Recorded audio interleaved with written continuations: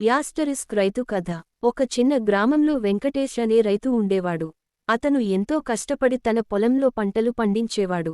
రాత్రి పగలు నిరంతరం పనిచేసి గాలి, వర్షం, కంటికి కనిపించే ఇబ్బందులను సహించుకుంటూ జీవించేవాడు. అతనికి తన పొలం అంటే చాలా ప్రేమ.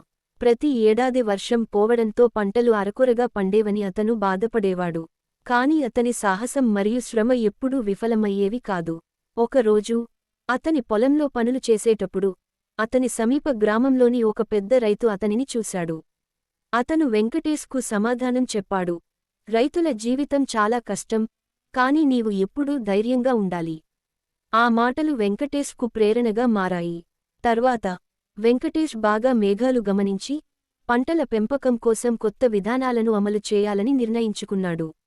అతని కష్టపడి అహర్నిశ యత్నాలతో తీరాలపై సంతోషంగా పండించిన పంటలు చాలా మంచి ఫలితాలు ఇచ్చాయి.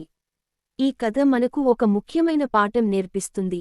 ఎప్పటికీ కష్టాలు ఎదురైనా ధైర్యం, శ్రమ మరియు నిరంతర ప్రయత్నం మనలను విజయపతికి తీసుకెళ్లుతుంది.